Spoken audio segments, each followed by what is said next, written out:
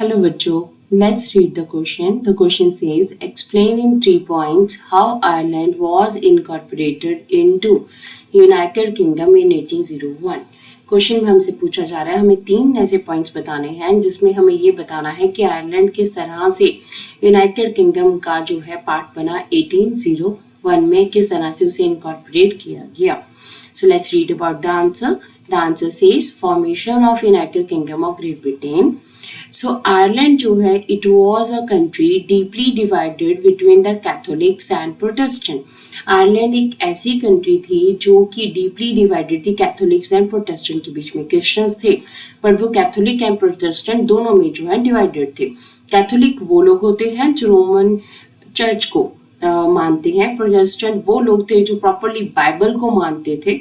So the English help the Protestant. अब देखिए यहाँ पे क्या किया, जो इंग्लिश लोग थे इन्होंने प्रोटेस्टेंट की हेल्प की. नो डाउट वहाँ पे कैथोलिक जो है उनकी काफ़ी ज़्यादा पॉपुलेशन थी पर प्रोटेस्टेंट जो है वो काफ़ी कम थे. पर जब इंग्लिश लोगों ने, ब्रिटिश लोगों ने जो है प्रोटेस्टेंट का साथ दिया of Ireland to establish their dominance over the Catholic. ठीक है, उन्होंने कैथोलिक लोगों के ऊपर अपना डोमिनेंस लाने के लिए प्रोटेस्टेंट की जब मदद की तो आयरलैंड के लिए बहुत मुश्किल हो गया कि अपने आप को वो बचा सके.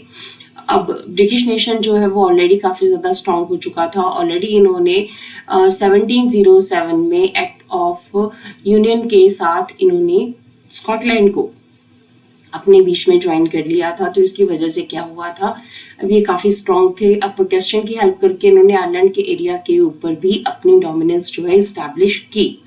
सेकेंड हमारे पास है कि 1798 में एक रिवॉल्ट हुआ. वॉल्फी टाउन जो एक कैथोलिक थे उन्होंने इस रिवॉल्ट को लेड किया but it was suppressed by the British जो कि प्रोटेस्टेंट की मदद कर रहे थे. तो उन्होंने इसको सप्रेस कर दिया, उन्होंने इसको फिनिश कर दिया.